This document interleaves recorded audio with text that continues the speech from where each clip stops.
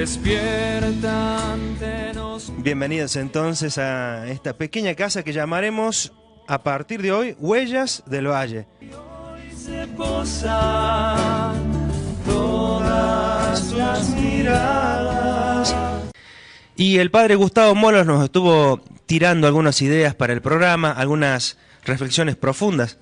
Vamos a compartir ahora un segundo audio de la conversación que tuvimos con el padre Gustavo y nos habíamos preguntado que en el lugar donde se le venera actualmente a la Virgen, ¿cómo se llama? ¿Y por qué se llama así?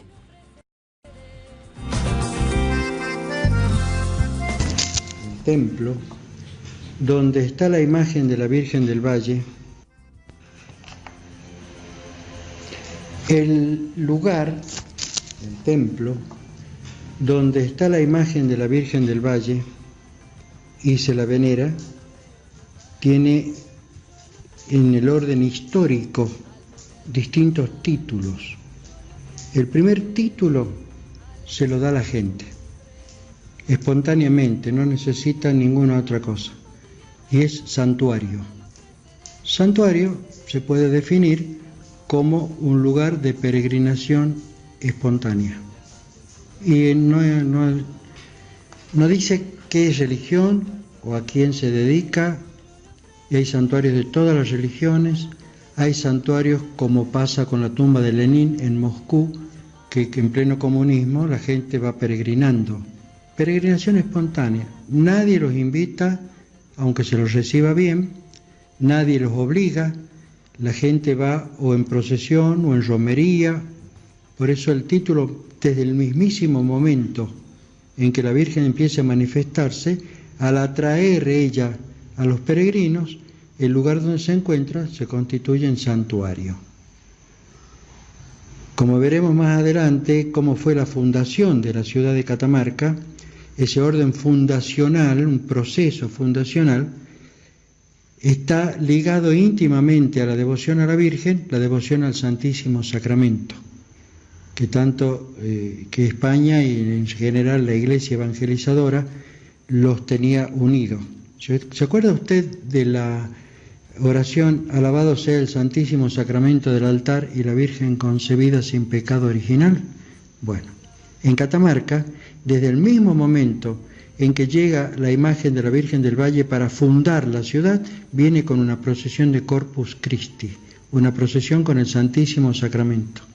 Y los documentos de la época insisten en que toman posesión de la capilla, le llaman sus divinas majestades, y hasta el día de hoy nunca se separó la devoción a Cristo en la misa o en la Eucaristía y la Virgen a través de esa imagen.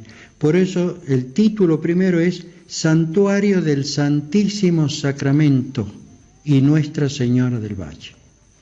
Por la precedencia, no puede ir la Virgen primero, aunque la gente por sentimiento siente que viene por la Virgen, pero está primero Cristo. Santuario del Santísimo Sacramento y Nuestra Señora del Valle. Recién en 1910, cuando el Papa nombra el primer obispo, que es Monseñor Bernabé Piedrabuena, y elige ese templo para su sede episcopal, su cátedra episcopal, su catedral, entonces viene a ser catedral.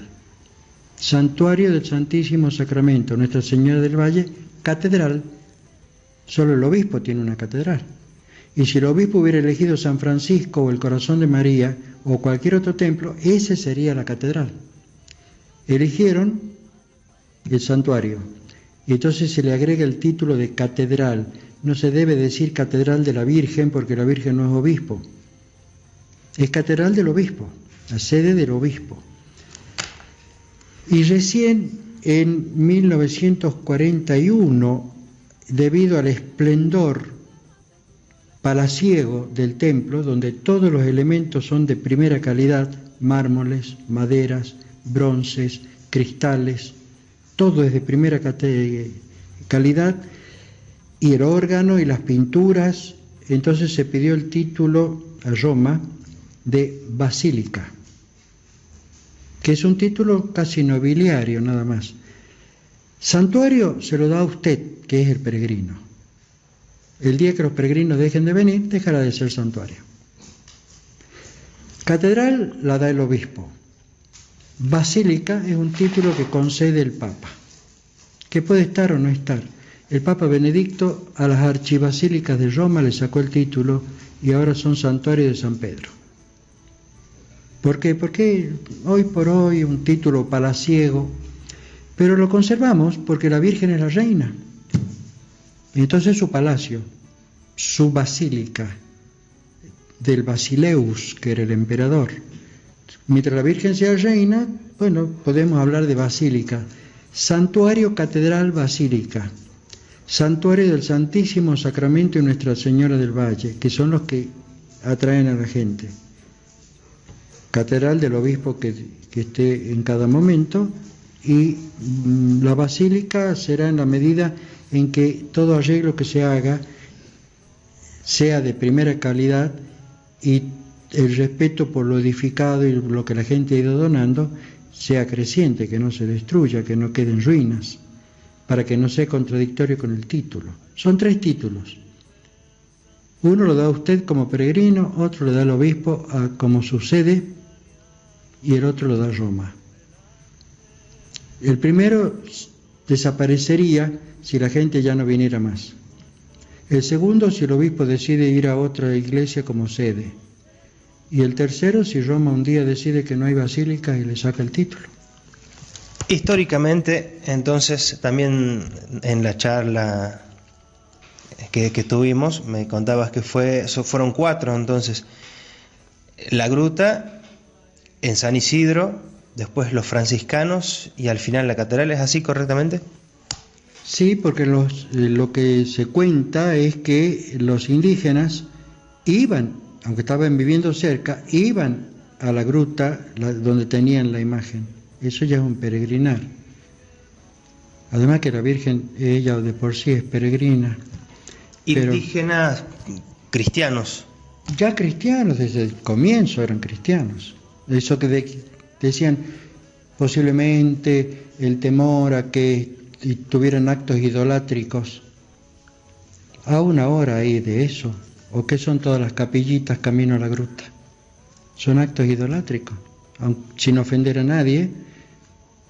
Y son lo mismo. Entonces, si antes hubo y ahora también hay, no es un motivo para pensar que el culto estaba distorsionado. Después fue la casa de Salazar, donde la gente empezó a ir cuando se enteró de todas estas maravillas.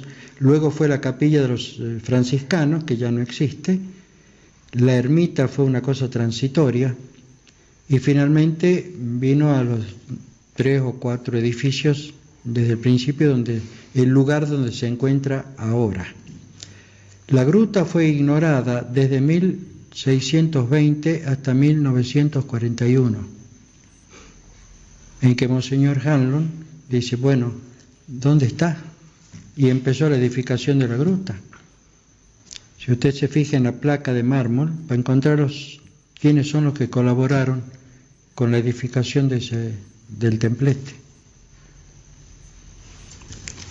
Y te hago una preguntita más en corte, por último, viste que siempre con este temor que decías vos de la idolatría, pero tenemos la certeza de que Jesús siempre nos lleva, que María siempre nos lleva a Jesús, pero también tenemos que decir que Jesús nos lleva a María.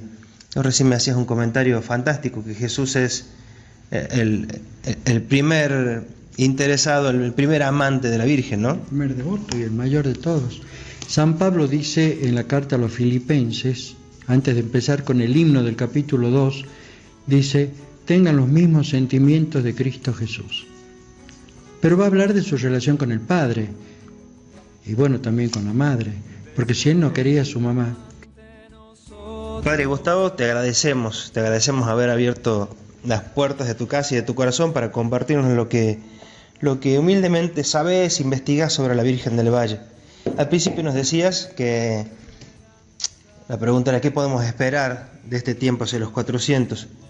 Y marcabas muy bien que con más y con menos siempre hubo un hilo conductor y que de algún modo la Virgen nos ha malcriado a los catamarqueños.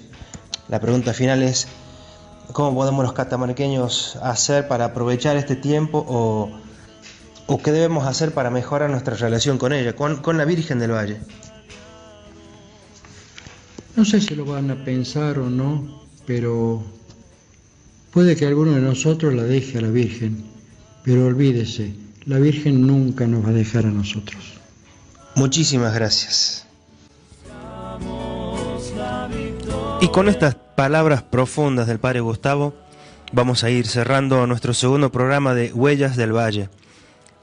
No sin antes agradecer al Padre Víctor Vizcarra por estar apostando este programa, a la Matera por producir los contenidos de este programa, a la Radio Sof 92.9 por abrir las puertas para este programa único y particular dedicado exclusivamente a la Virgen del Valle. Y nos preguntamos en el camino de quién es la imagen, en primer lugar de sí misma, porque es la reina de Catamarca, y por nosotros, ojo, y por nosotros es de los peregrinos. En la palabra de Dios, San Pablo hablaba de la predestinación de algunas cosas referidas a Jesucristo, ¿no? Y también estaba predestinada desde toda la eternidad la Virgen a estar aquí. Estuvo predestinada a estar en Catamarca y a bendecir desde aquí. Por eso podemos hablar que la Virgen no fue tanto trasladada, sino que ella se viene a Catamarca. Los indios le decían a la tierra la Pachamama, y a veces creían que era la madre mala en el sentido de las catástrofes, pero también tenían en la Virgen del Valle, la morenita, a la Mama Achachita, la madre buena que intercede, y le creen porque esta es madre de Dios.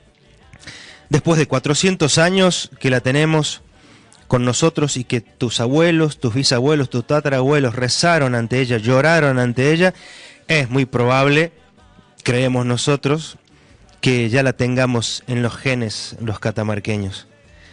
Mientras Catamarca tenga asilo bajo tu manto, no la afligirá el quebranto de amarga tribulación, pues dad salud al enfermo y consuelo al afligido, el socorro al desvalido y al delincuente perdón.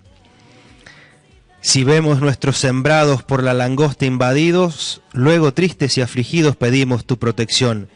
Y tú, que siempre propicia, atiendes a nuestros ruegos, haces que se ausente luego tan triste tribulación.